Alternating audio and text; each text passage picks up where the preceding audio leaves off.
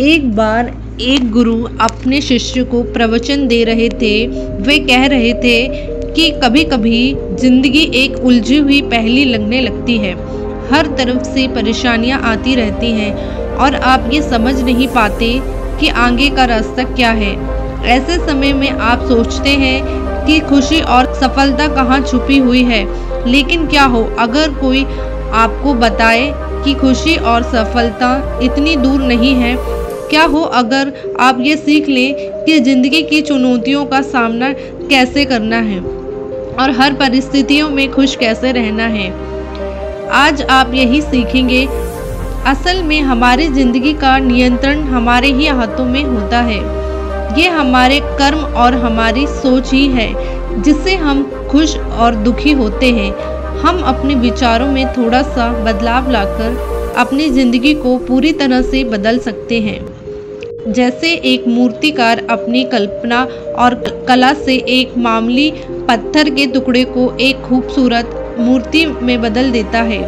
बस बिल्कुल इसी तरह हम भी अपनी सोच और कर्मों से अपनी ज़िंदगी को सुंदर और खुशहाल बना सकते हैं।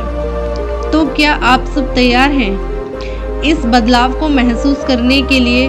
क्या आप भी अपनी परेशानियों को जानकर पहचान कर उनसे छुटकारा पाना चाहते हैं? यदि हाँ, तो मेरी बातों को अंत तक ध्यान से सुनो। एक इंसान का जीवन उसकी वास्तविकता है। आज जो उसके सामने है वे उसकी सच्चाई है। बीता हुआ कल और आने वाला कल भी आपका आज नहीं हो सकता। जो बीत गया वे बीत गया, वे आपका गुजरा हुआ कल था। और जो आने वाला कल है वे तो अभी तक आया ही नहीं। तो वे आपकी सच्चाई कैसे हो सकता है? इसलिए आपकी सच्चाई आपका आज है। आपको जो भी करना है वे आज ही करना है। अब जरा सोचिए, हम अपने बीते हुए कल और अपने आने वाले कल के लिए अपना आज दांव पर क्यों लगाएं? बात यह है कि हमारे आज में अगर हमारा कोई साथी हो सकता है तो वह है हमारा दिमाग। इंसान अपने आप को अपने दिमाग से अलग नहीं कर सकता और ना ही अपनी सोच से। हाँ, लेकिन अपनी सोच को बदल जरूर सकता है। हम आज जो कुछ भी हैं वह हमारा एक नया रूप ही है। अब आप पहले के ज़माने के लोगों को, अपने दादा दादी को देख लीजिए। उनकी सोच और आज की पीढ़ी की सोच में ज़मीन आसमान का अंतर है। इंसान के दिमाग को प्रकृति ने प्रगतिशील यानी आगे की ओर बढ़ने वाला ही बनाया है। उसे समय के साथ बदलने की क्षमता प्रदान की है। वे जो आज है उसके विचारों की वजह से है। उसके जीवन का हर अनुभव उसके चरित्र और मानसिकता को बनाने का मुख्य कारण है। यही चीज़ या तो उसकी कमजोरी साबित हो सकती है या फिर उसकी सबसे बड़ी ताकत। हमारे बुजुर्ग अक्सर कहते थे कि लालच बुरी बला है, लेकिन लालच आखिर है क्या? ये हमारी सोच की ही एक उपज है। ये हमारे अंदर की एक भावना है और अगर हम चाहें तो इसे अपने दिमाग से हटा भी सकते हैं। ये जो इच्छाएं होती हैं ये हमारी जीवन की परेशानियों का सबसे बड़ा कारण है। परस्पर विरोधी इच्छाएं कठिनाइयाँ, रंज और दुख लाती हैं। किसी महापुरुष ने कहा था कि सारी आफत इच्छा और काम वासना में है, नहीं तो इस दुनिया में सर्वत ही सर्वत है। एक बार किसी ने गौतम बुद्ध से पूछा कि इस दुनिया में आंतरिक शांति पाने का कोई एक रास्ता है क्या? तो बुद्ध ने उत्तर दिया कि अपने दिल की हर लालच, हर इच्छा को वहां से निकाल फेंको। ऐसा कहते हैं कि इंसान सिर्फ और सिर्फ उसके विचारों से ही बना होता है। अब ये आप पर निर्भर करता है कि अगर आपकी सोच अच्छी है तो आपका जीवन भी अच्छा है। लेकिन अगर आपकी सोच परेशानियों और वासनाओं से भरी है तो इसका आपके जीवन पर सीधा असर पड़ेगा। इसलिए सोच बदलो, जीवन बदलो। क्या आप जानते हैं कि हमारी सबसे बड़ी परेशानी कहाँ से शुरू होती है? जब हम प्रयास करना बंद कर देते हैं। किसी भी लक्ष्य को हासिल करने के लिए मेहनत तो लगेगी ही और परेशानियां भी आएंगी, लेकिन ध्यान रहे कि जीतता वही है जो बिना हार माने कोशिश करता रहता है। इंसान दो प्रकार के होते हैं, एक तो वे जो किसी भी काम की शुरुआत से पहले नतीजों से घबरा जाते हैं और बहाने की मदद से घुटने टेक देते हैं। अब आप ही बताइए, क्या ऐसा इंसान कभी भी अपने जीवन को बेहतर कर सकता है क्या? बिल्कुल नहीं। उसके जीवन में आसानी की जगह परेशानियां ही आएंगी और इसके जिम्मेदार वे खुद होंगे। किस्मत ये भगवान उन परेशानियों के लिए जिम्मेदार नहीं होंगे। दूसरे प्रकार के लोग होते हैं जो बिना अपनी असफलता से डरे अपनी मंजिल की ओर अपने कदम बढ़ाते ही जाते हैं। वो अपने आलस और आराम से ज़्यादा प्राथमिकता अपने लक्ष्य को देते हैं। फिर उन्हें अपने रास्ते में आने वाली सभी कठिनाइयाँ मामूली लगती हैं। फिर अगर वे हार भी जाते हैं तो भी संतुष्ट रहते हैं। कोई शिकायत, कोई निराशा, कोई पश्चाताप नहीं रहता। अगर वे हार भी जाते हैं तो भी संतुष्ट रहते हैं। कोई शिकायत, कोई निराशा, कोई पश्चाताप नहीं रहता, क्योंकि उन्होंने कोशिश करना नहीं छोड़ा और उन्होंने हमेशा सही का ही साथ दिया। कभी भी गलत और नेगेटिव भावनाओं को अपने ऊपर हावी नहीं होने दिया, इसलिए उनके बोए हुए फल मीठे ही निकले। वहीं अगर आप अपने फायदे के लिए किसी के साथ कुछ गलत करेंगे तो आपके साथ कभी भी अच्छा नहीं होगा। ये एक ब्रह्मांडीय नियम है कि जैसा बोओगे वैसा ही काटोगे। अक्सर लोग इस नियम से डर जाते हैं और उन्हें लगता है कि नियम का सीधा संबंध दंड यानी सजा से होता है। ऐसा नहीं है। नियम का मतलब होता है सिद्धांत। अगर आप नियमों का पालन करेंगे तो आपके साथ सब सही होगा और अगर आप नियमों को भंग करेंगे तो सजा मिलनी तो जरूरी है। अब अगर कोई भी नियम सजा देता है तो उसका मुख्य उद्देश्य उस इंसान की सुरक्षा होती है। अब ये जो सर्वव्यापित ब्रह्मांडीय नियम है कि जैसी करनी वैसी भरनी, अगर आप इसका पालन करेंगे तो ये आपके लिए ही अच्छा है और अगर इस नियम की अवहेलना करेंगे तो इसमें आपका ही नुकसान है।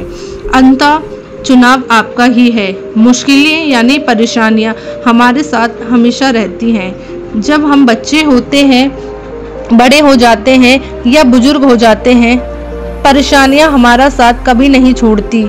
लेकिन जैसे जैसे हमारी उम्र बढ़ती है और हम अपने बीते सालों पर नज़र डालते हैं, तब हमें उसे गुजरे समय की परेशानियां काफ़ी छोटी और सरल लगने लगती है। अब आप पढ़ाई को ही ले लीजिए। जब हम विद्यालय में पढ़ते थे तब हमें वहाँ की पढ़ाई बहुत मुश्किल लगती थी, लेकिन जब हम बड़े हुए और वास्तविक दुनिया से सामने हुआ तब इस बात का एहसास हुआ कि छात्र जीवन तो हमारी जिंदगी का एक स्वर्ण समय था। असल जंग तो यहाँ शुरू हुई है। क्या आप सबको पता है ऐसा क्यों होता है? जिंदगी में मुश्किल भरा समय बीत जाने के बाद वे मुश्किल इतनी आसान क्यों लगने लगती है? क्योंकि तब तक हम उस परेशानी की गहराई को समझ चुके होते हैं, उसके आदी हो चुके होते हैं। अगर वापस से हमें वैसे ही मुश्किलों का सामना करना पड़े तो हम अपने पुराने अनुभव की वजह से उसका अच्छे से और ज़्यादा चतुराई से सामना कर पाएंगे। अचानक समस्या आ जाने पर घबरा जाना एक आम बात है, लेकिन हमें यहीं पर समझना है, जब हम घबराते हैं तो गलतियां कर बैठते हैं। इसलिए अपने दिमाग पर नियंत्रण करना और उसमें चल रहे विचारों को समझना बहुत ज़रूरी है। अगर आपने ये रुकावट पार कर ली तो समझो कि परेशानी गायब हो जाएगी। मानसिक स्थिरता सबसे ज़रूरी चीज़ है, क्योंकि मुश्किल समय में आपको गलत तरीकों अपनाने के विचार भी आते हैं, लेकिन इन विचारों पर लगाम लगाना ही असली परीक्षा है। अगर आप अपनी परेशानियों का दोष दूसरों पर डालेंगे तो कभी भी उस परेशानी से निकल नहीं पाएंगे। जीवन की आधी से ज़्यादा परेशानियों का मुख्य कारण यही है कि इंसान अपने विचारों को और अपने दिमाग को सही से संतुलित नहीं कर पाता। किसी ने बिल्कुल ठीक ही कहा है कि आप सबसे ज़्यादा धैर्यहीन इंसान के साथ रहकर ही सीख सकते हैं। अगर आप उसके धैर्यहीन स्वभाव के साथ खुद भी अपना धैर्य खो देंगे तो फिर उस परिस्थिति का सामना कैसे कर पाएंगे? बिल्कुल यही संबंध हमारा और हमारी मुश्किलों का भी है। मुश्किल परिस्थितियों के समय में अगर हम अपने दिमाग का संतुलन गंवा देंगे तो हम अपने ही जीवन को मुश्किल बना देंगे। इसलिए दिमाग और विचारों का उचित संतुलन सबसे ज़्यादा ज़रूरी है। अब समझते हैं कि व्यक्तिगत स्वतंत्रता का मतलब क्या होता है और ये हमें हमारे जीवन की समस्याओं को सुलझाने में कैसे मदद कर सकती है। व्यक्तिगत स्वतंत्रता का मतलब है कि हर इंसान अपने व्यक्तिगत निर्णय के लिए स्वतंत्र है। जैसे जब आप बाजार जाते हैं तो वहाँ से अपने लिए कुछ खरीदना है, क्या खरीदना है और क्या नहीं, ये पूरी तरह से आपकी व्यक्तिगत पसंद होती है। आप किसी पर भी कुछ खरीदने के लिए दबाव नहीं डाल सकते। इसी तरह व्यक्तिगत स्वतंत्रता का अर्थ है कि हर इंसान अपने विचारों का जिम्मेदार खुद होता है। आप सिर्फ अपने विचारों को बदलने के उन्हें सही दिशा में लगाने की जिम्मेदारी ले सकते हैं, लेकिन दूसरों के विचारों की नहीं। एक पवित्र इंसान दूसरे अपवित्र इंसान की सोच या जीवन को नहीं बदल सकता, लेकिन हाँ, वह अपने आत्मज्ञान की यात्रा में मिले अच्छे अनुभवों से दूसरे को समझा जरूर सकता है। जब भी कोई अनुभवी व्यक्ति हमें हमारे जीवन से संबंधित कोई सलाह दे तो हमें ये नहीं सोचना चाहिए कि मैं उसकी सलाह क्यों लूं, मैं जो कर रहा हूं वही सही है। कभी कभी हमें अपने से ज़्यादा अनुभवी लोगों की बात मान लेनी चाहिए, क्योंकि वे उस मुसीबत से पहले ही गुजर चुके होते हैं। अगर आप उनकी बात नहीं मानते, फिर जो भी परिणाम रहेगा उसके जिम्मेदार आप खुद होंगे। अगली चीज कि कोई भी काम छोटा या बड़ा नहीं होता, काम तो काम होता है और आपका काम ही आपकी असल पहचान बनाता है। मान लो अगर आपको एक बहुत बड़ा व्यापारी बनना है तो आपको शुरुआत एक छोटे काम से ही करनी पड़ेगी। धीरे धीरे कदम दर कदम आप आगे बढ़ेंगे। अगर आपकी सोच और आपके कर्म एक हो गए तो एक दिन आप बहुत बड़े व्यापारी बन जाएंगे। लेकिन अगर आप सोचते हैं कि नहीं, मुझे तो सीधे कुछ बड़ा ही करना है, मैं छोटे मोटे कामों के लिए नहीं बना हूँ, तो आप हमेशा वहीं रहेंगे जहाँ हैं, कभी भी उस जगह से आगे नहीं बढ़ पाएंगे। ध्यान रखिएगा कि बादलों के ऊपर उड़ने वाला एक बाज भी अपनी ऊंची उड़ान की शुरुआत जमीन से ही करता है। जब हम समझ जाते हैं कि हर काम की अपनी एक अहमियत है तो कोई काम छोटा नहीं लगता। असल में कर्म करते रहना ही असल जिंदगी है। हमारी शारीरिक और मानसिक क्रियाएं ही जीवन का असली सार है। जो लोग ज़्यादा मेहनत करते हैं, जैसे मजदूर, किसान या सिपाही, वो लोग शारीरिक रूप से ज़्यादा मजबूत होते हैं उन लोगों से जो सिर्फ एक जगह बैठकर काम करते हैं। दोस्तों, किसी ने ठीक ही कहा है कि उनके साथ ज़रूर रहो जिनका वक्त ख़राब है, पर उनका साथ छोड़ दो जिनकी नीयत ख़राब है। आज की कहानी एक लड़के की है। एक 24 साल का लड़का जो कि एक जमींदार के यहाँ नौकरी करता था। उसके माँ बाप इस दुनिया में नहीं थे। जिंदगी बड़ी कठिनाइयों में बीत रही थी। वह जाता था, रोज पैसे कमाकर घर आता था, खाना बनाता था, खाता था और सो जाता था। यही उसकी दिनचर्या थी। एक शाम जब वह अपने काम से घर वापस लौट रहा था तो उसने देखा कि एक बूढ़े फकीर अपनी पीठ पर 3 बड़ी पोटली रखकर एक नगर से दूसरे नगर की तरफ जा रहे थे। वे देखने में काफ़ी बूढ़े लग रहे थे और वे काफ़ी देर से ऐसे ही सफ़र कर रहे थे और आखिरकार कुछ देर और चलने के बाद वे चलते चलते थक कर एक पेड़ के नीचे आकर बैठ गए। तभी उनकी नज़र इस नौजवान युवक पर पड़ी जो कि उसी रास्ते पर जा रहा था और उसी दिशा में जा रहा था जिस दिशा में उन बूढ़े फकीर को जाना था। तभी वह लड़का उन बूढ़े फकीर के पास से होकर गुजरा। जैसे ही वह उनके पास से गुजरा तभी उन बूढ़े फकीर ने पीछे से आग्रह भरी आवाज़ में कहा, सुनो बेटा, क्या तुम मेरी थोड़ी सी मदद कर सकते हो? ये पोटलियाँ बड़ी भारी हैं और मैं बूढ़ा हो चुका हूँ। मैं ज़्यादा देर तक इनका बोझ नहीं उठा सकता और मैं बहुत थक भी चुका हूँ। तो क्यों ना तुम मेरी एक पोटली को उठा लो और इसे उस दूसरे गांव तक पहुंचा दो। इसके बदले मैं तुम्हें 2 सोने के सिक्के दूंगा। वह लड़का उन फकीर की सारी बात सुनता है, फिर उनसे कहता है, कोई बात नहीं बाबा, मैं आपकी मदद करने के लिए तैयार हूँ, बताइए आपको कहाँ जाना है। ऐसे कहते हुए उस लड़के ने उन फकीर की एक पोटली उठा ली और उसे अपने कंधे पर रख लिया। जैसे ही उसने पोटली को कंधे पर रखा, उसे आभास हुआ कि यह पोटली तो सच में बहुत भारी है। फिर वह लड़का और वह फकीर रास्ते में आगे की ओर बढ़ चले। कुछ देर तक चलने के बाद देखते ही देखते वह गांव खत्म होने लगा और अब एक सुनसान रास्ता आगे की ओर जा रहा था। वे दोनों अपने रास्ते पर मस्त होकर आगे की ओर बढ़ रहे थे। जब वे भीड़ से पूरी तरह से अलग हो गए, तब वह लड़का उन फकीर से कहता है कि बाबा, इस पोटली में आखिर ऐसा क्या रखा है जिससे ये पोटली इतनी भारी है। इस पर वे फकीर बाबा जवाब देते हुए कहते हैं कि कुछ नहीं बेटा, बस इसमें कुछ तांबे के सिक्के भरे हुए हैं, इसलिए ये इतना भारी है। उन फकीर की ये बात सुनकर वह लड़का मन ही मन सोचने लगता है कि ये बाबा जरूर कोई व्यापारी है, तभी तो इतने सारे तांबे के सिक्के साथ लेकर चल रहे हैं। लेकिन तभी उसके मन में एक विचार आया, मुझे इन सबसे क्या मतलब, मुझे तो सिर्फ इस पोटली को दूसरे गांव तक पहुंचाना है। जैसे उसके मन में यह विचार आया, उसने तांबे के सिक्कों का ख्याल अपने मन से निकाल दिया और मस्त होकर मार्ग में आगे की ओर बढ़ने लगा। चलते चलते कुछ और समय बीता और वे दोनों एक नदी के किनारे आ पहुंचे। वह लड़का काफ़ी हट्टा कट्टा था और काफ़ी चुस्त और तंदुरुस्त भी था, इसलिए वे बिना ज़्यादा सोचे उस नदी में उतर जाता है। परंतु वे फकीर किनारे पर ही खड़े थे। यह देख वे लड़का उन फकीर से कहता है, क्या हुआ बाबा, क्यों रुक गए? आइए, हमें इस नदी को पार करना होगा, तभी तो हम उस गांव तक पहुंच पाएंगे।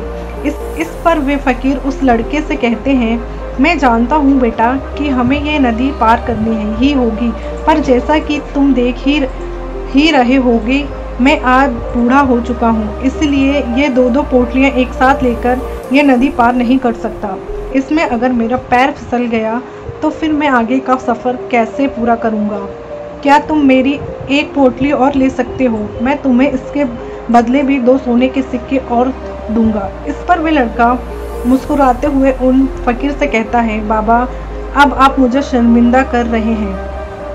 अगर आप मुझे सोने के सिक्के ना भी दें, तब भी मैं आपका कार्य अवश्य करूंगा। मैं आपको उस दूसरे गांव तक अवश्य पहुंचाऊंगा। इस पर वे फकीर मुस्कुराते हुए कहते हैं, बेटा, तुम तो बड़े ही भले आदमी मालूम पड़ते हो। इतना कहकर उन्होंने वे दूसरी गठरी भी उस लड़के को थमा दी। जब उस लड़के ने वे दूसरी गठरी अपने कंधे पर रखी, तब उसे यह गठरी भी बहुत ज़्यादा भारी लगी, किंतु उसने वहाँ पर कुछ नहीं कहा। जैसे तैसे उन दोनों ने वह नदी पार की। नदी पार करने के बाद बातों ही बातों में उस लड़के ने उन फकीर से कहा, बाबा, आखिर इस दूसरी गठरी में क्या है, क्योंकि ये भी बहुत भारी है। इसका उत्तर देते हुए बाबा कहते हैं, बेटा, इस गठरी में चांदी के सिक्के हैं, इसलिए इस गठरी में काफ़ी वजन है। उन फकीर की यह सारी बातें सुनकर अब उस लड़के का दिमाग तेजी से काम करने लगा था। वह सोचने लगा, एक गठरी में तांबे के सिक्के हैं और दूसरी में चांदी के। ऐसा लग रहा है जैसे ये फकीर बाबा बड़ी दूर से आ रहे हैं और इन्होंने अपनी सारी जमीन जायदाद बेचकर ये सिक्के इकट्ठा किए हैं, इसलिए तो ये इतना धन साथ लेकर चल रहे हैं। लेकिन वे लड़का उन फकीर बाबा से कुछ भी नहीं कहता और वे दोनों चुपचाप मार्ग में आगे की ओर बढ़ते चले जाते हैं। कुछ देर चलने के बाद आगे फिर एक सुनसान रास्ता आता है। उस सुनसान रास्ते पर आते ही उस नौजवान लड़के के मन में तरह तरह के विचार उठने लगे। वह सोचने लगा, अरे, यह तो सुनसान रास्ता है, अगर मैं ये सिक्का लेकर यहाँ से भाग जाऊँ तो ये फकीर भला कब तक मेरे पीछे भागेगा। मुझे नहीं लगता कि यह मुझे कैसे भी पकड़ पाएगा और यहाँ कोई है भी नहीं जो इनकी मदद कर पाए। और वैसे भी ये बहुत सारे सिक्के हैं, मैं इनसे एक अच्छी दुकान खरीद सकता हूँ और खुद का व्यापार भी शुरू कर सकता हूँ। और वैसे भी ये बूढ़ा फकीर अब इस धन का क्या करेगा, इससे अच्छा तो मैं ही इसे ले लेता हूँ। वे लड़का ये सब सोच ही रहा था कि तभी उसे खुद पर आश्चर्य हुआ, अरे, मैं ये सब क्या सोच रहा हूँ। ये फकीर बाबा ना जाने कहाँ से आ रहे होंगे और ना जाने कितनी मेहनत करके इन्होंने ये सिक्के इकट्ठा किए होंगे, मुझे इनका फ़ायदा नहीं उठाना चाहिए। नहीं नहीं, मुझे ऐसा नहीं करना चाहिए। उसने कुछ देर के लिए तो अपने मन के विचारों पर काबू पा लिया, किंतु कुछ देर बाद देखते ही देखते उसके मन के लालच भरे विचार उस पर हावी होने लगे। वह लड़का 2 पोटलियाँ लेकर उन फ़कीर के पीछे पीछे चल रहा था। कुछ दूर और चलने पर रास्ते में एक पहाड़ी आई।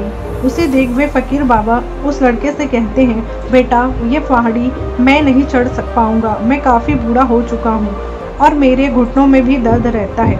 यदि तुम मेरी ये तीसरी गठरी भी ले लो तो मैं तुम्हें 2 सोने के सिक्के और दूंगा, लेकिन याद रहे इसे कहीं गिराना मत, ये कहीं खुल ना जाए। ये बात सुन वह लड़का उन फ़कीर से कहता है, क्यों बाबा, आखिर इस गठरी में ऐसा क्या है?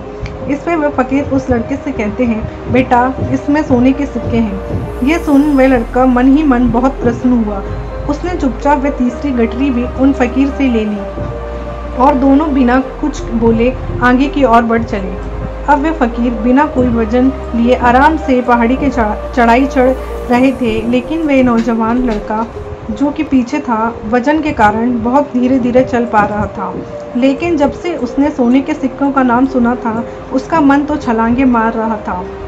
वह मन ही मन सोच रहा था कि अगर ये सारे सिक्के मुझे मिल जाएं, तो मेरा जीवन तो बड़ी आसानी से कट जाएगा।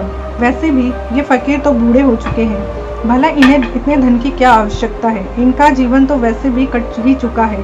मैं एक काम करता हूँ, ये सारा धन लेकर यहाँ से भाग जाता हूँ। लड़के के मन में अनगिनत विचार चल रहे थे।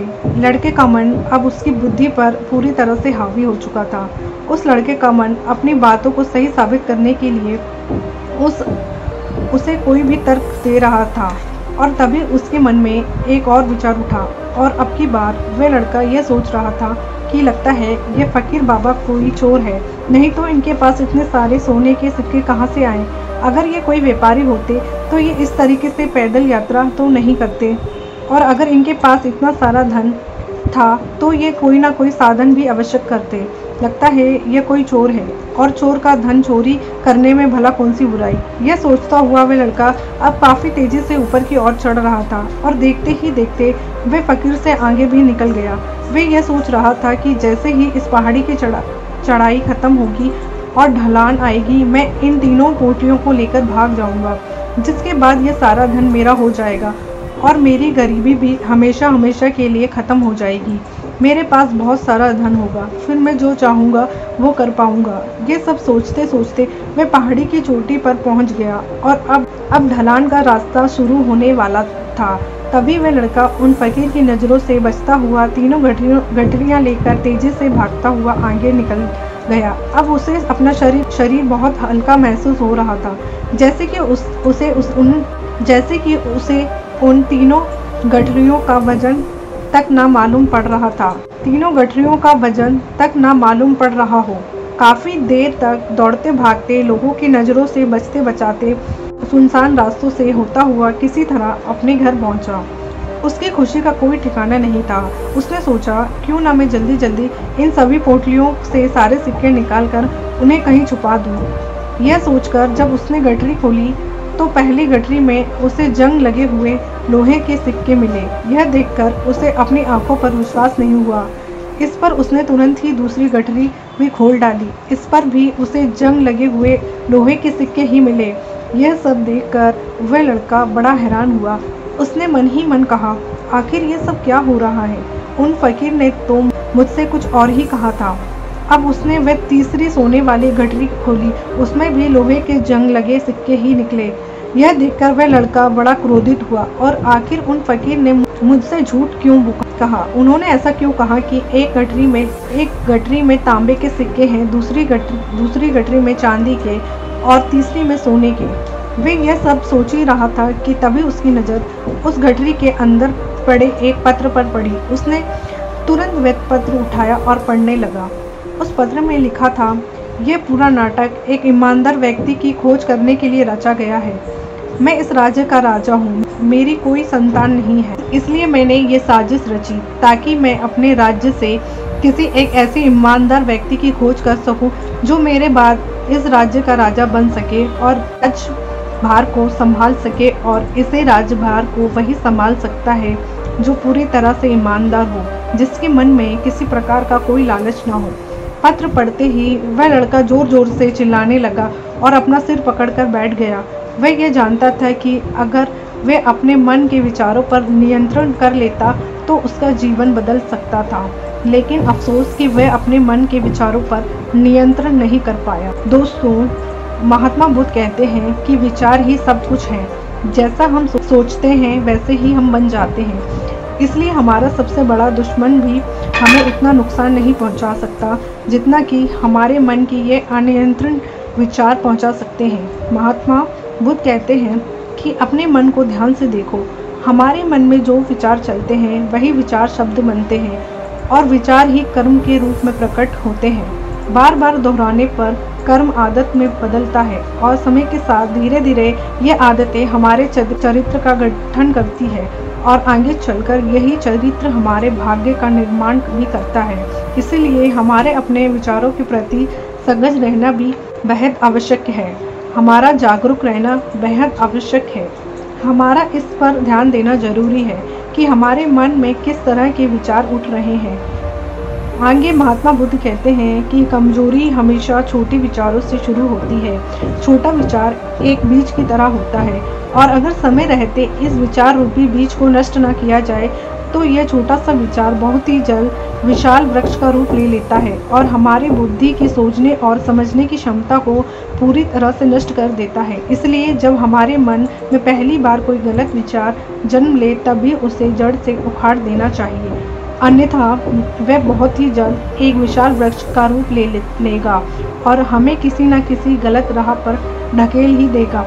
फिर हम चाहकर भी उसे रोक नहीं पाएंगे।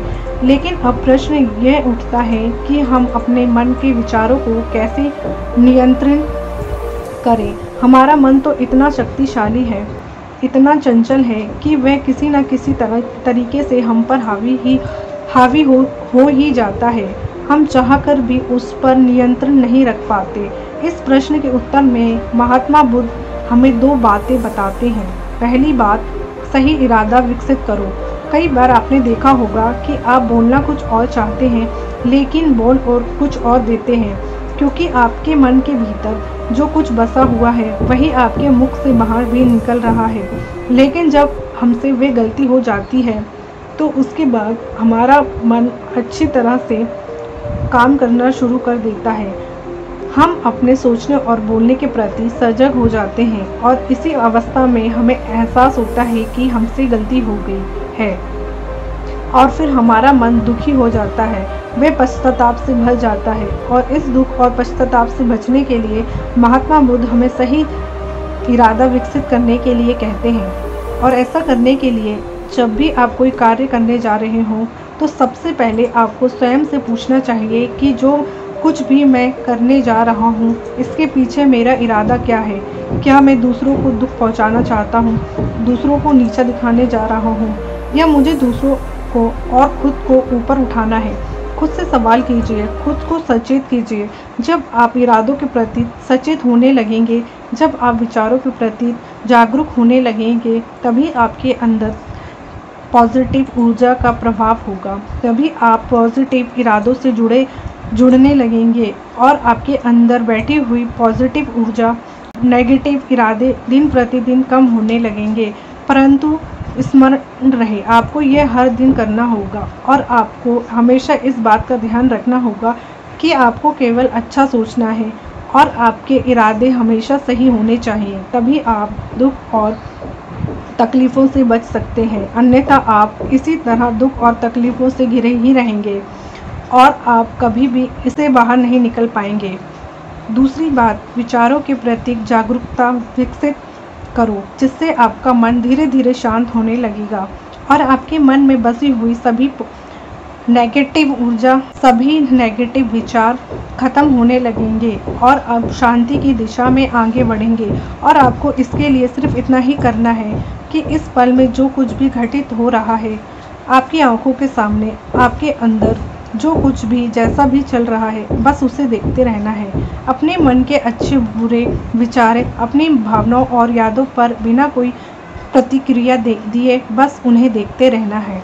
जिससे आपके मन के सारे विचार देखते ही देखते ख़त्म होने लगेंगे। आपका मन खाली होने लगेगा। इसके बाद आप न केवल नेगेटिव विचारों से बच सकते हैं, बल्कि आप बहुत सी दुख और तकलीफ़ों से भी दूर रह सकते हैं। इसलिए तथागत बुद्ध कहते हैं कि जो स्वयं को देखता है वही सबसे बड़ा तपस्वी है, अर्थात जो अपने मन में चल रहे विचारों को सिर्फ देखता है और उन पे कोई भी प्रतिक्रिया नहीं करता, सिर्फ उन्हें देखता है और समझता है। वास्तव में वही अपने मन पर नियंत्रण भी कर सकता है और वही अपना जीवन सुखी और खुशहाली के साथ जी सकता है। इसलिए यदि आप भी अपने जीवन को सुखी और खुशहाल बनाना चाहते हैं तो आपको अपने मन पर नियंत्रण साधना ही होगा। अपने मन में चल रहे विचारों के प्रति जागरूक होना ही होगा और अपने मन को खाली करना ही होगा। दोस्तों, उम्मीद है कि आपको इस वीडियो से बहुत कुछ सीखने को मिला होगा। दर्शकों, आज की ये कहानी सुनने के बाद आपकी जिंदगी बेहद ही आसान हो जाएगी। जिंदगी को कैसे जीना चाहिए और खुशी खुशी कैसे बड़ी सफलता प्राप्त की जा सकती है, इसके पीछे का एक गहरा रहस्य है। आज मैं आपको एक कहानी के माध्यम से सुनाऊंगी। तो चलिए कहानी की शुरुआत करते हैं। दोस्तों, महात्मा बुद्ध कहते हैं कि शांति हमारे भीतर है, शांति हमारे अंदर से आती है, इसे बाहर ढूंढना व्यर्थ है। लेकिन अगर आप आज के समय की बात करेंगे तो आज हर एक मनुष्य केवल दौड़ में लगा हुआ है। उसे दौड़ना पसंद है, वे दूसरों से आगे निकलना चाहता है और दूसरों से कुछ अलग मुकाम बनाना चाहता है। लेकिन वे ये भूल चुका है कि जिस रास्ते पर वे दौड़ रहा है वे रास्ता कभी खत्म नहीं होता और ना ही आपको कभी मंजिल मिल पाएगी, क्योंकि ये रास्ता अनंत है, इसका कोई अंत नहीं।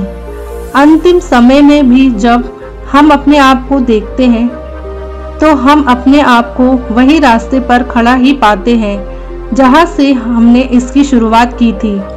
हालांकि ये सच जानकर भी लोगों को कोई फर्क नहीं पड़ता। वे तो इस रेस में इसे दौड़ में जीतना चाहते हैं।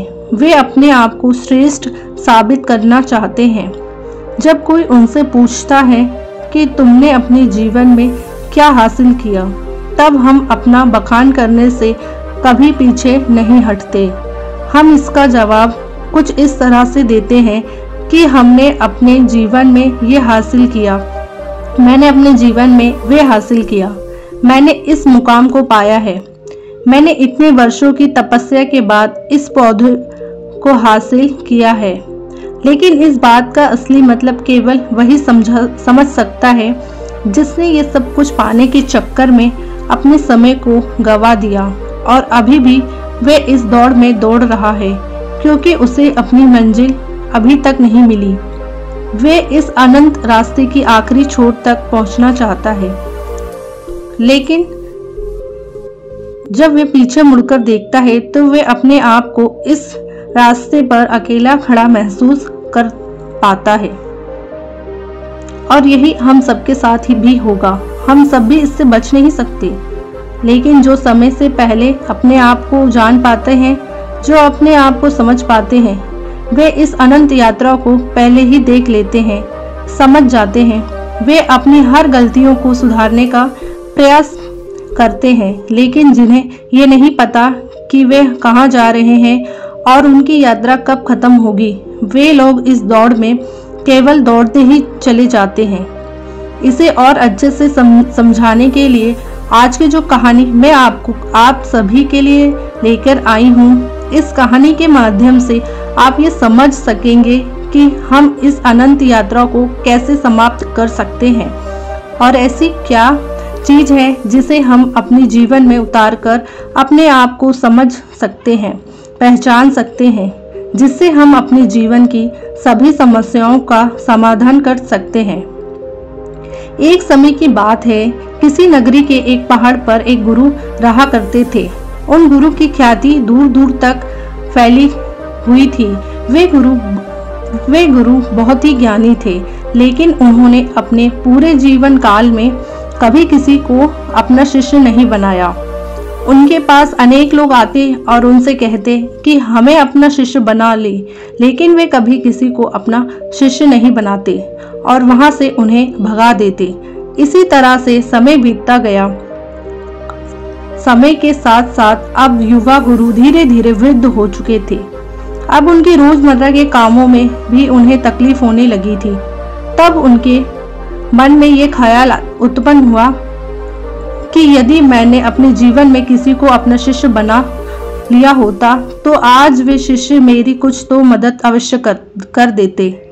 लेकिन उस वक्त मैंने किसी को अपना शिष्य नहीं बनाया और अब मेरे पास कोई भी ये तक नहीं कहने के लिए आता कि हे गुरुवर मुझे अपना शिष्य बना ले, क्योंकि अब उनका शिष्य कोई नहीं बनना चाहता था। सभी को यही लगता था कि वे तो पागल हैं और कौन उस पागल का शिष्य बनना चाहेगा। वे सभी को भगा देता है, किसी को भी अपने पास रहने नहीं देता। तभी एक दिन एक युवक अपना बोरिया बिस्तर बांधे हुए उन गुरु के पास पहुंचा और उनसे कहने लगा, हे गुरुदेव, मैंने सुना है कि आप बहुत ज्ञानी हैं, आपकी ख्याति दूर दूर तक फैली हुई है, लेकिन आप कभी किसी को अपना शिष्य नहीं बनाते। मैं आज आपके पास यही विनती लेकर आया हूँ कि कृपया करके मुझे अपना शिष्य बना लीजिए। आप जो कहेंगे मैं वही करूँगा, लेकिन मुझे केवल आपसे ही ज्ञान प्राप्त करना है। मैंने सुना है आप बहुत ज्ञानी हैं और इसी इच्छा से मैं यहाँ पर आया हूँ कि वे ज्ञान आप मुझे देंगे, मुझे सिखाएंगे। मैं बड़ी आस लेकर आपके पास आया हूँ। जब मैं यहाँ आ रहा था तो हर कोई मुझे यहाँ आने से मना कर रहा था। हर कोई मुझसे यही कहता था कि उनके पास ना जाओ, वे बहुत पागल हैं, वे किसी को अपना शिष्य नहीं बनाते। यदि तुम उनके पास जाओगे तो वे तुम्हें डांट कर भगा देंगे, लेकिन तुम्हें अपना शिष्य नहीं बनाएंगे। सभी लोग मुझे रोक रहे थे, लेकिन मुझे तो केवल आपका ही शिष्य बनना है। क्या आप मुझे अपना शिष्य बनाएंगे? कृपया करके ना मत कहिएगा। मैं आज आपके पास बड़ी आस लेकर आया हूँ। उस युवक के मुख से ये सारी बातें सुनकर वे गुरुवर उस युवक से कहते हैं, हाँ, आज से तुम मेरे शिष्य हो।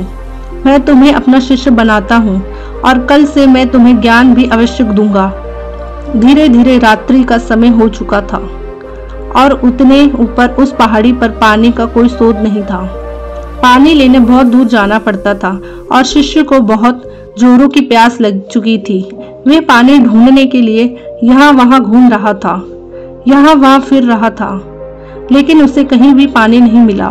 और जब उन गुरुवर ने अपने उस शिष्य को पानी ढूंढता हुआ देखा तो उन्होंने कहा, बेटा, तुम्हें इस पहाड़ पर कहीं पानी नहीं मिलेगा। आज की रात तुम्हें ऐसे ही बितानी पड़ेगी। कल सुबह सुबह हम पानी के निकल पड़ेंगे। उस शिष्य ने अपने गुरुवर की बात मान ली। उसने जैसे तैसे अपनी रात वहां पर बिताई और अगले दिन सुबह सुबह वे गुरुवर और वे शिष्य पानी लेने के लिए निकल पड़े। वे दोनों एक कुएं के पास पहुंचे। शिष्य को जोरों की प्यास लगी थी। उसने कुएं से झट से पानी निकाला और फटाफट पी गया, क्योंकि उसका गला सूखा हुआ था और उससे प्यास भी बहुत जोरों की लगी थी। ये देखकर उन गुरुवर ने अपने शिष्य से कहा, मूर्ख कहीं का, मुझे भूल गया, तेरे साथ मैं भी तो प्यासा हूँ। क्या मुझे पानी की कोई आवश्यकता नहीं? इस पर शिष्य अपने गुरु से माफी मांगता है और कहता है, हे गुरुदेव, मुझे क्षमा कीजिए, मुझे बहुत जोरों की प्यास लगी थी, जिस कारण मुझे आपका ध्यान नहीं आया और मैंने पानी निकालकर खुद ही पी लिया। पानी निकालकर खुद ही पहले पी लिया। लेकिन रुक जाइए, मैं अभी आपके लिए पानी लेकर आता हूँ। इतना कहकर उस शिष्य ने एक बार फिर से कुएं से पानी निकाला और गुरुवर को पिलाया। उसके बाद वे शिष्य अपने गुरु से कहता है, हे गुरुवर, आपने कहा था कि आप मुझे कल से ज्ञान देंगे, आप मुझे कल से सिखाएंगे। तभी वे गुरुवर कहते हैं, हाँ, मैंने कहा था और मुझे याद है। तभी वे गुरुवर अपने उस शिष्य को कहते हैं कि एक बार फिर से इस कुएं से पानी निकालो। शिष्य ने गुरु की आज्ञा मानी और उसने एक बार कुएं से फिर पानी निकाला। यह देख वे गुरुवर अपने उस शिष्य से कहते हैं, भंते, अब तुम ही मुझे ये बताओ कि यह पानी और वे पानी जो तुमने पिया था, इन दोनों में क्या फर्क है? इन दोनों में क्या अंतर है? शिष्य ने अपने गुरुवर की बात बड़े ध्यान पूर्वक सुनी और उसके बाद कहा, हाथ में लिया हुआ पानी, वे पानी उसे घूर घूर कर देखने लगा, लेकिन उसे समझ नहीं आ रहा था कि उसने कहा, हे गुरुवर, ये पानी और वे पानी इन दोनों में क्या फर्क है? इसे बताने के लिए तो मुझे वे दोनों पानी एक साथ रखना होगा, लेकिन मैं तो ये पानी पी चुका हूँ। अब मैं भला आपको इन दोनों के बीच का अंतर कैसे बता सकता हूँ? कहीं आप मुझे मूर्ख तो नहीं बना रहे, क्योंकि पानी तो एक जैसा ही होता है, फिर भला पानी में कैसा भेद? शिष्य की ये बात सुनकर वे गुरु अपने शिष्य को बड़े ही ध्यान पूर्वक उसे देखते हैं और फिर कहते हैं, भंते, जब मनुष्य के भीतर किसी चीज की प्यास उत्पन्न होती है और वे अत्यंत गहरी होती है, तब मनुष्य उस प्यास को बुझाने के लिए, उसका निवारण करने के लिए अपनी पूरी ऊर्जा, अपनी पूरी ताकत लगा देता है और तब उसे केवल अपनी प्यास बुझाने का वे स्रोत नजर आता है, वे वस्तु नजर आती है। इसके अलावा उसके आसपास और भी बहुत कुछ होता है, लेकिन उस पर उसका ध्यान नहीं जाता। जिस प्रकार तुम्हारा गला सूखा हुआ था और तुम्हें जोरों की प्यास लगी थी, तुमने कुएं से पानी निकाला और झट से पी गए। तुम्हें एक पल के लिए ये ख्याल नहीं आया कि साथ ही में तुम्हारे गुरु भी खड़े हैं और उन्हें भी जोरों की प्यास लगी हुई है। जिस प्रकार अभी तुम्हारे हाथ में ये पानी है और तुम्हारे चारों ओर भी बहुत कुछ है, लेकिन पानी भले ही वैसा ही है, इसका रंग, इसका स्वाद बिल्कुल वैसा ही है, लेकिन ये वह पानी नहीं है जिसके लिए तुम्हारे प्राण सूखे जा रहे थे। इसी कारणवश देखो, तुमने अभी भी ये पानी अपने हाथों में ही लिया हुआ है। यदि तुम्हें जोरों की प्यास लगी होती तो तुम इस पानी को भी पी गए होते बिना किसी इंतजार के, लेकिन अब ये हो सकता है कि तुम इस पानी को फेंक दो या इसे कुएं में वापस डाल दो। इस कुएं में जितना भी पानी है सब एक ही है, सबका रंग, सबका रूप, सबका स्वाद एक ही जैसा है, लेकिन ये तो हमारी मन की स्थिति के कारण हमें ये अलग अलग नजर आता है। अर्थात सब कुछ तुम्हारे भीतर परिवर्तन होता है, बाहर कुछ नहीं। अपने गुरु की ये बात सुनकर शिष्य बहुत खुश हुआ, उसे बड़ी प्रशंसा हुई।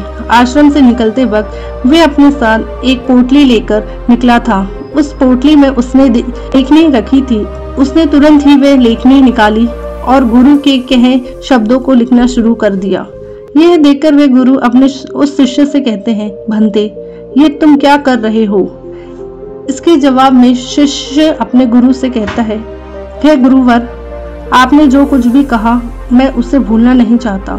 ये सब मुझे सीखना है, मुझे याद करना है, जिस कारण मैं इसे लिख रहा हूँ और बाद में मैं इसे याद भी कर लूँगा। तभी तो मैं ज्ञानी बन पाऊंगा, तभी तो मैं लोगों को ज्ञान बांट सकूंगा। अन्यथा यदि मैं ही आपकी बातों को भूल गया, अपने जीवन में उसे नहीं उतार पाया, तो फिर मेरा यहाँ पर आना व्यर्थ हो जाएगा।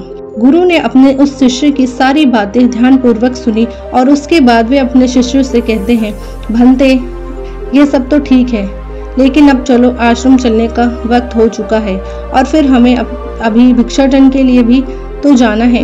इतना कहकर वे गुरु और शिष्य वापस आश्रम की ओर लौट गए और रास्ते में ही उन्होंने भिक्षा भी मांग ली।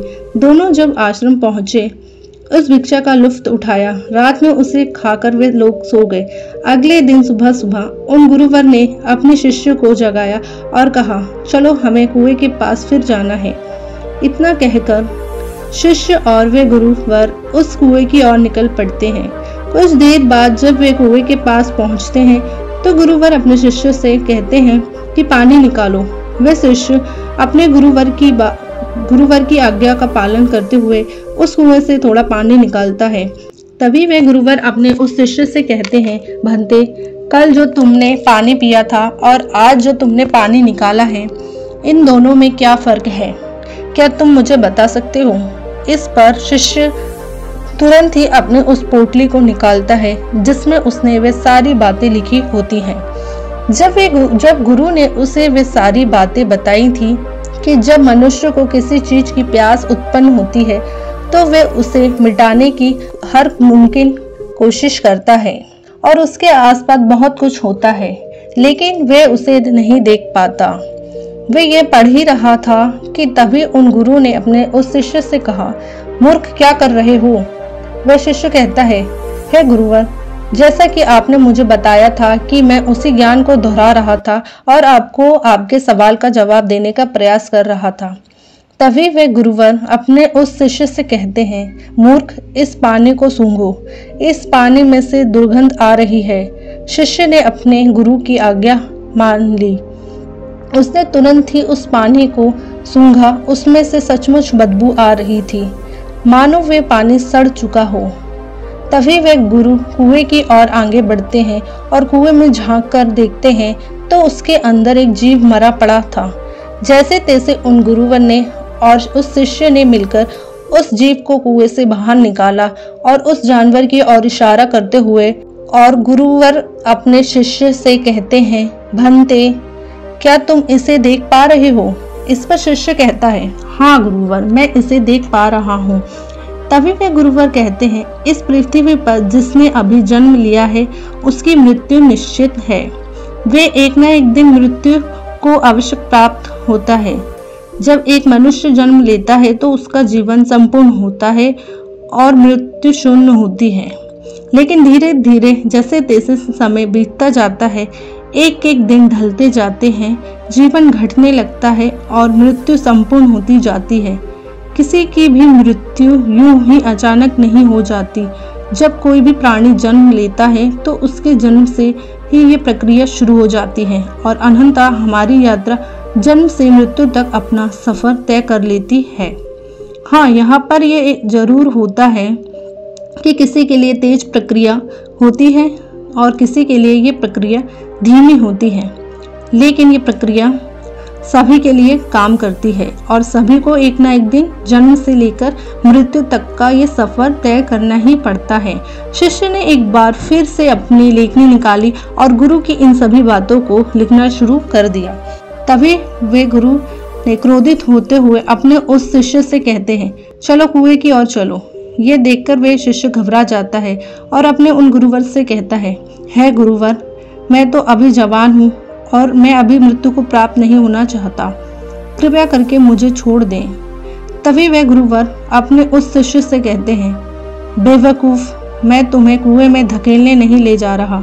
मैं तो ये कह रहा हूँ कि कुएं के चारों ओर एक दीवार खड़ी कर देते हैं जिससे और कोई इस कुएं में ना गिरे, जिससे किसी और को व्यर्थ अपनी जान न गंवानी पड़े। दोनों ने बड़ी मुश्किलों के साथ कुछ लकड़ियां इकट्ठा की और कुएं के चारों ओर एक दीवार बना दी जिससे अब उस कुएं के अंदर कोई नहीं गिर सकता था। इतनी मेहनत करने के बाद गुरु और वे शिष्य वापस आश्रम लौट आए। धीरे धीरे ऐसे ही कई दिन बीतते गए। शिष्य अब उन गुरुवर के साथ अपना अधिकांश समय बिताता था, उनका सारा काम करता था।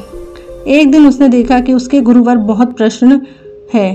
तभी वे उन गुरुवर के पास पहुंचा और अपने उन गुरुवर से कहता है, हे गुरुवर, आज आप बहुत प्रसन्न दिख रहे हैं, क्या मैं आज आपसे कुछ पूछ सकता हूँ? तभी वे गुरुवर अपने उस शिष्य से कहता है, हाँ आवश्यक। तभी शिष्य कहता है, हे गुरुदेव, आप मुझे कोई ऐसा ज्ञान दीजिए जो सबसे बड़ा हो, जिसके आगे मुझे कोई और ज्ञान अर्जित करने की कोई आवश्यकता ना पड़े।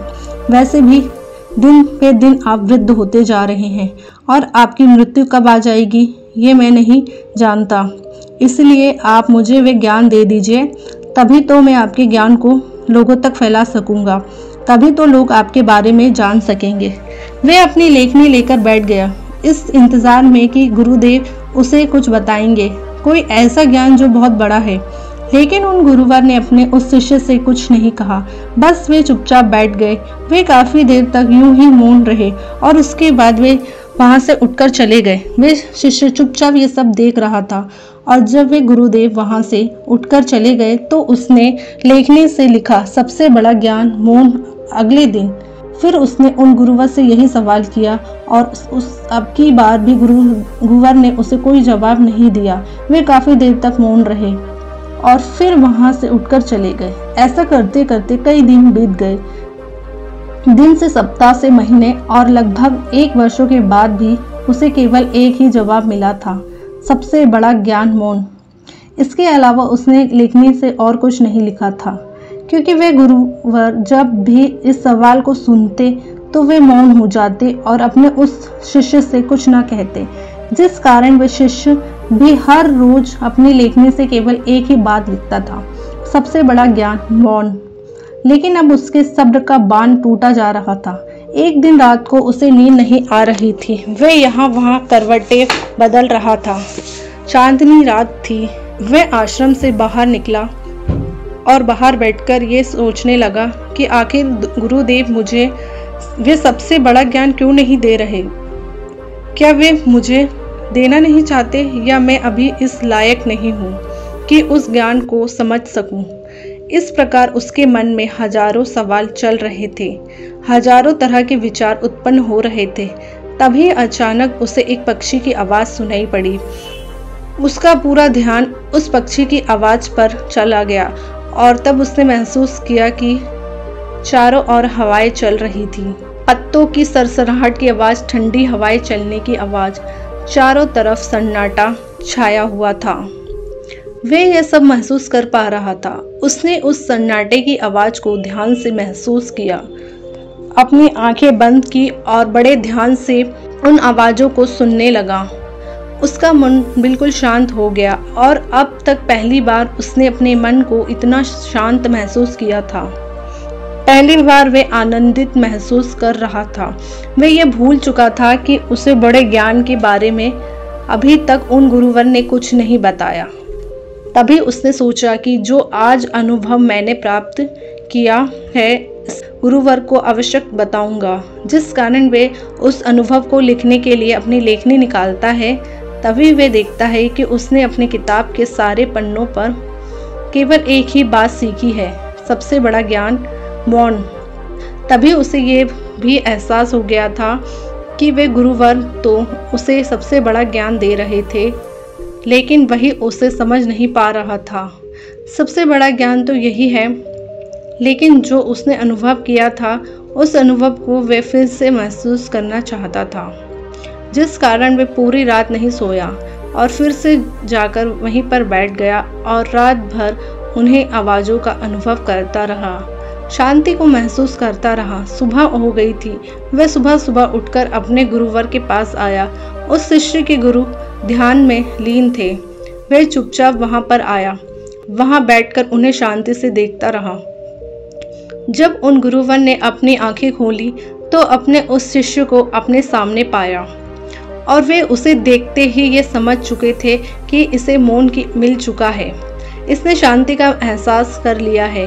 गुरु ने अपने शिष्य से कहा, भंते, मौन कोई ज्ञान नहीं है, मौन ज्ञान का आधार है और ये हमें वह दिखाने में सक्षम है जिसे हम अपनी आँखों से नहीं देख पाते।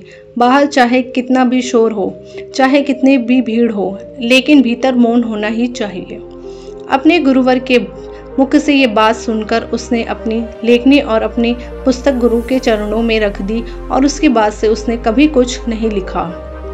उसने केवल वे सारी बातें महसूस की और धीरे धीरे एक दिन उसने असली ज्ञान को प्राप्त कर लिया। दोस्तों, हम भी अपने जीवन में जन्म से लेकर अपने अंतिम समय तक कुछ ना कुछ इकट्ठा करने में लगे रहते हैं। जितना कर सकते हैं उतना तो करते ही हैं, लेकिन उसके बावजूद भी हम और अधिक पाना चाहते हैं, हम और अधिक इकट्ठा करना चाहते हैं, जिससे हमारे मन में हमेशा एक अशांति रहती है, जिससे हमारा मन हमेशा विचलित होता रहता है और हम कभी भी एक लक्ष्य की ओर आगे नहीं बढ़ पाते। लेकिन इस बावजूद भी हम कभी भी अपने आप को एक पल शांति नहीं देना चाहते। एक काम से दूसरा काम, दूसरे से तीसरा, तीसरे से चौथा, इसी प्रकार हम अपना पूरा जीवन यूं ही गवा देते हैं, लेकिन हम कभी भी एक पल के लिए मौन नहीं रहते। इसी कारणवश हम जीवन भर केवल भोगते रहते हैं, लेकिन अपने भीतर की उस शांति का अनुभव कभी नहीं कर पाते, जिस कारण हम सब कुछ प्राप्त करके भी कुछ नहीं प्राप्त कर पाते। हमारा जीवन पूरी तरह से व्यस्त हो जाता है। इसलिए दोस्तों, अगर आप भी अपने जीवन में भागते भागते थक चुके हैं तो एक पल के लिए मौन धारण करें, क्योंकि वह आपको वह ऊर्जा प्रदान करेगा जिससे आप अपने जीवन में एक सही दिशा प्राप्त कर सकेंगे। अपने भीतर झांकने का प्रयास करें। हम में से अधिकांश लोग मौन का व्रत तो आवश्यक रखते होंगे, लेकिन केवल ये ऊपरी तौर पर होता है और भीतर की ओर हमारा मन बिल्कुल अशांत रहता है। हमें किसी चीज़ में चैन नहीं मिलता। हम केवल यहाँ वहाँ भागते रहना चाहते हैं, कुछ ना कुछ इकट्ठा करना चाहते हैं, जिससे हम कभी भी शांति नहीं मिल पाती और हम यूं ही इस जीवन के भाग दौड़ में लगे रह जाते हैं। अब आप में से कई लोग ये कहेंगे कि मौन कैसे प्राप्त करें, कैसे हम अपने भीतर की ओर जागें, कैसे हम अपने मन को शांत करें।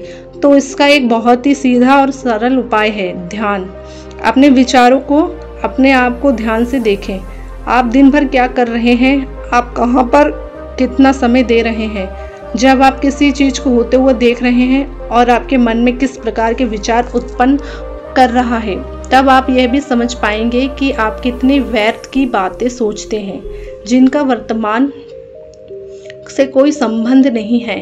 और एक बात आप ये भी बहुत अच्छे से जानते होंगे कि आपसे बेहतर आपको कोई और नहीं जान सकता, इसलिए आपसे बेहतर आपका और कोई परिवर्तन नहीं कर सकता।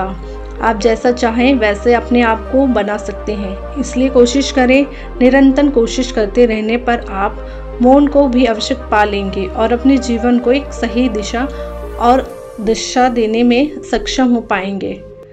दोस्तों, उम्मीद है कि आपने आज की इस वीडियो से ज़रूर कुछ ना कुछ सीखा होगा। तो इस वीडियो को लाइक और अपने दोस्तों के साथ शेयर करना ना भूलें। हमें ऐसे ही सपोर्ट करने के लिए चैनल को सब्सक्राइब और घंटी बटन को ज़रूर दबा दें। तो चलिए मिलते हैं एक और वीडियो में। तब तक के लिए अपना ख्याल रखें। धन्यवाद। आखिर जिंदगी में असली सुखी कौन सा व्यक्ति है? इस विषय पर गौतम बुद्ध की बेहद ही प्रसिद्ध कहानी की शुरुआत करते हैं। हम हमेशा उन चीज़ों के पीछे भागते रहते हैं जो हमारे पास नहीं है। हम भविष्य में उन्हें पाने के लिए लगातार प्रयास करते रहते हैं, लेकिन हम ये भूल जाते हैं कि जिस चीज़ को हम पाने का प्रयास कर रहे हैं उसके कारण हमारा वर्तमान दुखी हो रहा है। हमारे वर्तमान की सारी खुशियाँ हमसे छिन रही हैं। इस कहानी में आप ये समझ पाएंगे कि किस प्रकार आपका जो वर्तमान है वही सर्वश्रेष्ठ समय है। इस समय को आपको भरपूर ढंग से जीना चाहिए, क्योंकि ये समय जो आज आपके पास है वह दोबारा नहीं लौटने वाला। बहुत समय पहले की बात है, एक नगर में एक बहुत ही गरीब व्यक्ति रहता था। वह जब भी किसी धनी व्यक्ति को देखता तो वह मन ही मन बोलने लगता और कहता, हे भगवान, तूने मुझे इतना गरीब क्यों बनाया? इन अमीर व्यक्तियों को देखो, ये लोग कैसे ढंग से खेल रहे हैं, जीवन का आनंद ले रहे हैं, और एक मैं हूँ जो हर रोज एक एक पैसे के लिए तरस जाता हूँ। मेरे पास तो फूटी कौड़ी तक नहीं है और ये लोग पैसों बर्बाद कर रहे हैं। हे भगवान, मुझे भी अमीर बना दे। एक दिन वह व्यक्ति इसी तरह बोल रहा था, तभी उसके पास से एक बौद्ध भिक्षु गुजर रहे थे। उन भिक्षु ने उस गरीब व्यक्ति की सारी बात सुन ली और तभी वह बौद्ध भिक्षु उस व्यक्ति से कहते हैं, क्या बात है भंते, तुम इतने परेशान क्यों हो? तुम इतने दुखी क्यों लग रहे हो? क्या कोई तकलीफ है तुम्हें? तभी वह व्यक्ति कहता है, हे गुरुदेव, मैं बहुत दुखी हूँ, मैं बहुत गरीब हूँ, मेरे पास तो खाने तक के लिए पैसे नहीं है बचते, मैं एक एक पैसों के लिए तरस जाता हूँ। इस दुनिया में मेरा कोई नहीं है, मैं सुखी होना चाहता हूँ, मुझे सुखी होना है, मुझे अमीर होना है। हे गुरुवर, क्या आप मुझे कोई ऐसा उपाय बता सकते हैं जिससे मैं जल्द से जल्द अमीर हो जाऊं और मेरे पास किसी चीज की कमी ना हो? उस व्यक्ति की यह बात सुनकर उन बौद्ध भिक्षु ने उस व्यक्ति की तरफ ध्यान से देखा और फिर उस व्यक्ति को कहते हैं, भंते, तू मेरे साथ चल। इतना कहकर वह भिक्षु उस गरीब व्यक्ति को एक अमीर व्यक्ति के घर ले गए। उस अमीर के घर को देखकर उस गरीब व्यक्ति की आंखें फटी की फटी रह गई। उस गरीब व्यक्ति ने उन भिक्षु से कहा, हे गुरुवर, इतना अमीर होने के लिए तो मैं कुछ भी कर सकता हूँ। यदि मेरे पास इतने पैसे हों तब तो क्या ही बात है, इस घर में तो कितना आनंद आता होगा। तभी वे भिक्षु मुस्कुराने लगे और उस गरीब व्यक्ति से कहते हैं, इसलिए तो मैं तुम्हें यहाँ पर लाया हूँ इतना कहते हुए भिक्षु उस व्यक्ति को उस घर के मालिक के पास ले जाते हैं और उस अमीर व्यक्ति से कहते हैं, तुम्हारे पास तो इतने धन दौलत है, इतना आलीशान घर है और सारे ऐशो आराम है, क्या तुम सुखी हो? तभी व्यक्ति जरा सा मायूस होकर उन बौद्ध भिक्षु से कहता है, हे गुरुवर, कैसा सुख? केवल धन दौलत होने से सुख तो नहीं आ जाता। मैं तो जन्म से ही अंधा हूँ और एक अंधे के लिए जीवन में सुख कैसा हो सकता है? सुखी तो वे लोग हैं जिनके पास आंखें हैं, जो लोग इस संसार को देख पा रहे हैं, इसकी खूबसूरती को आंख भर के निहार पा रहे हैं। हे गुरुवर, मैं तो बस इतना ही चाहता हूँ कि केवल मुझे कुछ पलों के लिए ही सही, लेकिन इस संसार को देखने का अवसर प्राप्त हो। मैं कम से कम एक बार अपने माता पिता, अपने रिश्तेदारों को देख सकूं, और इसके लिए चाहे मुझे मेरी कोई पूरी दौलत ही क्यों ना ले ले, मैं देने के लिए तैयार हूँ। मैं इतना दुखी हूँ जितना दुखी और कोई नहीं हो सकता। हे ईश्वर, आपने मुझे अंधा क्यों बनाया? तभी उन बौद्ध भिक्षु ने उस गरीब व्यक्ति की ओर इशारा करते हुए कहा, तुम्हारे पास एक बहुत दिग्गज अवसर है। यदि तुम चाहो तो केवल अपनी आंखें देकर तुम इस अन्य व्यक्ति की सारी धन दौलत ले सकते हो और उसके बाद तुम भी अमीर बन जाओगे, तुम भी सुखी हो जाओगे, तुम्हें तुम्हारा सुख मिल जाएगा और इस अंधे व्यक्ति को उसका सुख प्राप्त हो जाएगा। तभी वह गरीब व्यक्ति कहता है, नहीं नहीं गुरु जी, आप यह क्या कह रहे हैं? बिना आंखों के मैं अमीर होकर क्या करूंगा? ना गुरु, मैं अपनी आंखें नहीं दूंगा। तभी वह बौद्ध भिक्षु उस गरीब व्यक्ति से कहते हैं, एक बार फिर से सोच लो, इतना अच्छा अवसर तुम्हें दोबारा नहीं मिल पाएगा। तभी वह गरीब व्यक्ति कहता है, यदि आपके पास कोई और मार्ग है तो बताइए, अन्यथा मैं अपने घर चलता हूँ। तभी वह भिक्षु उस युवक से कहते हैं, ठीक है, यदि तुम अपनी आंखें नहीं देना चाहते तो कोई बात नहीं, हम कोई और रास्ता निकाल लेते हैं। तभी वह बौद्ध भिक्षु उस व्यक्ति का हाथ धरकर उसे एक और धनी व्यक्ति के घर ले जाता है। इस धनी व्यक्ति का घर पहले वाले धनी व्यक्ति से और भी ज्यादा विशाल था। यह देखकर वह गरीब व्यक्ति कहता है, अरे अरे, इतना आलीशान घर मैंने आज तक नहीं देखा था।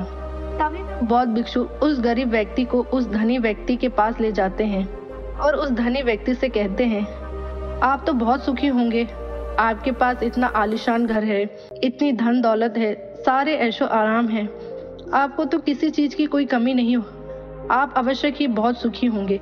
तभी वह धनी व्यक्ति मायूस होकर उन बौद्ध भिक्षु से कहता है, आप ये कैसी बातें कर रहे हैं? आप तो जानते हैं कि मेरे दोनों हाथ काम नहीं करते, मैं अपाहिज हूँ। ये जो इतनी धन दौलत आप देख रहे हैं, इन्हें देखकर भी मैं अपने हाथ वापस नहीं ला सकता, तो ऐसे में ये धन दौलत मेरे किस काम का? इससे तो अच्छा होता कि ईश्वर ने भले ही मुझे गरीब बनाया होता, लेकिन कम से कम मेरे दोनों हाथ तो मुझे सही से देते। ना जाने भगवान ने मुझे क्यों अपाहिज बना दिया। जितना दुखी मैं हूँ उतना दुखी और कोई नहीं होगा। तभी एक बार फिर उन बौद्ध भिक्षु ने उस गरीब व्यक्ति की ओर इशारा करते हुए कहा, भंते, तुम्हारे पास एक और मौका है। यदि तुम चाहो तो अपने दोनों हाथ देकर इस अमीर व्यक्ति की सारी धन दौलत ले सकते हो। क्या कहते हो? क्या तुम तैयार हो? और अब की बार तो तुम्हें आंखें भी नहीं देनी होगी, तुम्हारी आंखें तुम्हारे साथ ही रहेगी। तभी वह गरीब व्यक्ति उन बौद्ध भिक्षु से कहता है, अरे महाराज, आप ये क्या कह रहे हैं? एक अपाहिज होकर मैं इस धन दौलत का क्या करूंगा? क्या आपके पास कोई ऐसा अमीर व्यक्ति नहीं है जिसका पूरा शरीर भी स्वस्थ हो और उसके पास बेशुमार धन दौलत भी हो?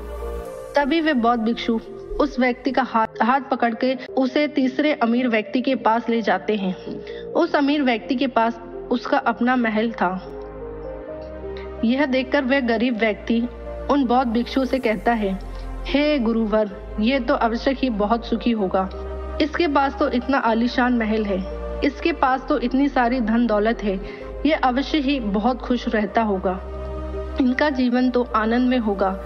तभी वे बौद्ध भिक्षु उस गरीब व्यक्ति को उस धनी व्यक्ति के पास ले जाते हैं और फिर उस धनी व्यक्ति से कहते हैं, आप तो अवश्य ही खुश रहते होंगे क्योंकि आपके पास इतना आलीशान महल है, इतनी सारी धन दौलत है, आपके पास तो सारी सुख सुविधाएं भी हैं, आपका जीवन तो आनंद में बीतता होगा।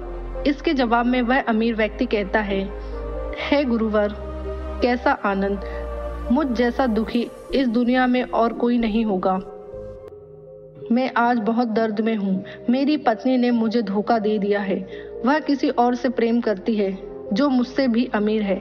आज मुझे समझ आया कि ये धन दौलत कभी किसी को सुख दुख नहीं दे सकती, और जब मन में दुख हो तो ये धन दौलत किस काम का।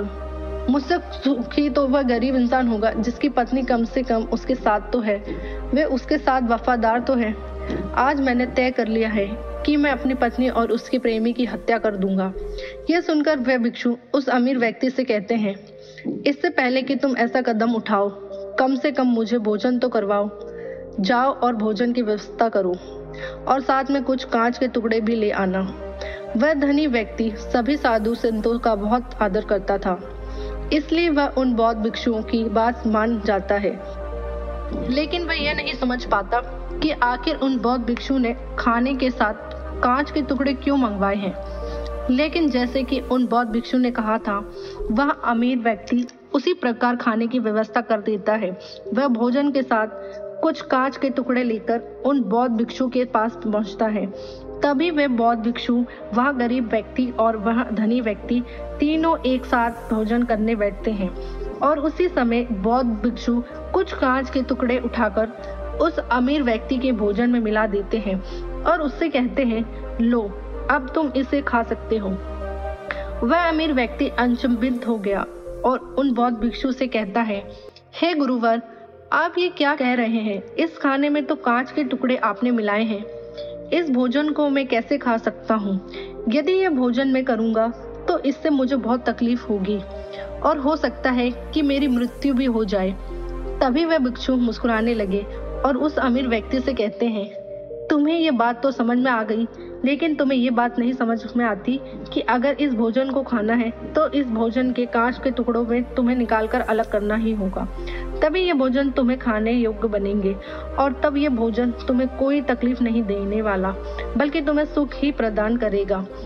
इस पर वह अमीर व्यक्ति हैरान होकर उन बौद्ध भिक्षु से कहता है, हे गुरुवर, आखिर आप क्या कहना चाहते हैं?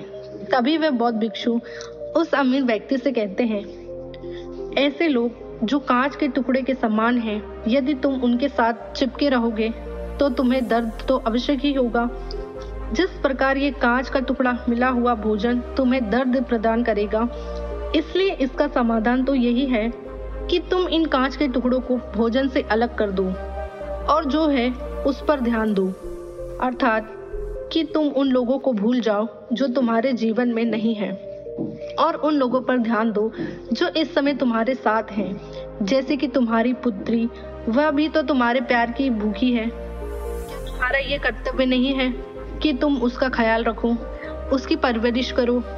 आगे भिक्षु उस अमीर व्यक्ति से कहते हैं, सुख तो तुम्हारे पास ही है, बस इन कांच के टुकड़ों को, अर्थात अपनी पत्नी और उसके प्रेमी की हत्या करने का यह विचार अपने मन से निकाल दो, अन्यथा यह कांच के टुकड़ों से मिला हुआ भोजन के समान ही होगा और इसका परिणाम भी बहुत भयानक होगा। वह भिक्षु इतना कहकर शांत हो गए और उस अमीर व्यक्ति को भी उन भिक्षु की बात समझ में आ गई। उन्होंने तुरंत ही उन बौद्ध भिक्षु के चरण छुए और वह अमीर व्यक्ति कहने लगा, हे गुरुवर, आपने मुझे पाप करने से बचा लिया है, मैं आपका बहुत बहुत आभारी हूँ। उसके बाद वह भिक्षु उस गरीब व्यक्ति को लेकर आगे की ओर निकल जाता है। तभी रास्ते में वह गरीब व्यक्ति उन भिक्षु से कहता है, हे गुरुवर, क्या इस दुनिया में ऐसा कोई नहीं है जो सुखी हो? तभी वह भिक्षु उस गरीब व्यक्ति से कहते हैं, भंते, आखिर तुम सुखी क्यों नहीं हो? इस पर वह गरीब व्यक्ति के कुछ देर के लिए सोच विचार करता है, लेकिन उसके पास कोई जवाब नहीं होता। तभी वह भिक्षु उस गरीब व्यक्ति से कहते हैं, क्योंकि तुम्हें वे चाहिए जो तुम्हारे पास नहीं है। तुम्हारे पास धन नहीं है और तुम्हें धन चाहिए।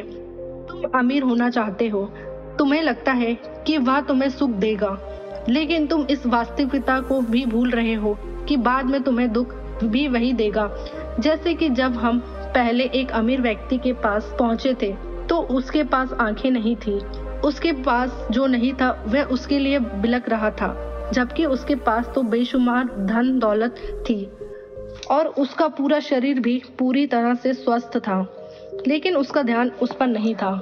वह उसे छोड़कर उन चीजों के पीछे भाग रहा था जो उसके पास नहीं थी। इसी तरह से दूसरे अमीर व्यक्ति के पास आंखें थी, धन दौलत भी थी, लेकिन हाथ नहीं थे। इसी प्रकार जो चीज उसके पास थी वह उसका आनंद नहीं ले रहा था, बल्कि वह तो इस दुख में था कि उसके पास उसके हाथ नहीं है।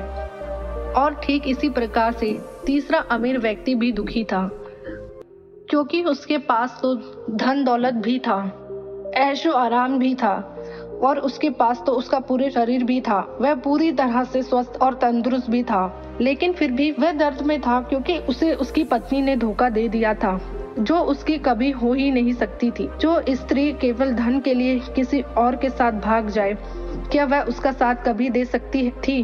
नहीं। लेकिन उस अमीर व्यक्ति के पास जो था, अर्थात उसकी पुत्री, वह उसके बारे में सोच ही नहीं रहा था। आगे वे भिक्षु उस गरीब व्यक्ति से कहते हैं, अमीर गरीब होने से दुख और सुख का कोई मतलब नहीं होता। अमीर हो या गरीब, हमारे दुखी होने का एकमात्र कारण यही होता है कि हम हमेशा उन चीजों के पीछे भागते रहते हैं जो हमारे पास ही नहीं, और जो वर्तमान में है हम उस पर ध्यान ही नहीं देते और ना ही उसका आनंद ले पाते हैं। हम तो केवल भविष्य में घूमते रहते हैं, भूतकाल में अटके रह जाते हैं, और यह सारी गलतियां हम वर्तमान की जमीन पर करते हैं। और यही कारण है कि तुम कभी आनंदित हो ही नहीं पाते, तुम कभी खुश नहीं रह पाते, क्योंकि जो आनंद का समय है, अर्थात वर्तमान का समय, वह तो यूं ही नष्ट हो जाता है। तभी आगे वह भिक्षु उस गरीब व्यक्ति की ओर इशारा करते हुए कहते हैं, भंते, तुम मुझे ये बताओ, क्या तुम्हारे पास उन तीनों अमीर व्यक्तियों के दुखों में से कोई एक भी दुख है? तभी वह गरीब व्यक्ति सोच विचार कर उन भिक्षु से कहता है, नहीं, मेरे पास उन अमीर व्यक्तियों के दुख में से कोई भी दुख नहीं है। इस पर भिक्षु उस गरीब व्यक्ति से कहते हैं, तो फिर तुम दुखी क्यों हो? इसका जवाब देते हुए वह गरीब व्यक्ति उन भिक्षु से कहता है, हे गुरु, भले ही मैं उनके मुकाबले सुखी हूँ, पर क्या धन कमाना या धन प्राप्त करने की इच्छा नहीं होनी चाहिए? क्या मुझे अपने वर्तमान को इसी तरह से स्वीकार कर लेना चाहिए? क्या मुझे हमेशा इसी तरह से गरीब रहना चाहिए?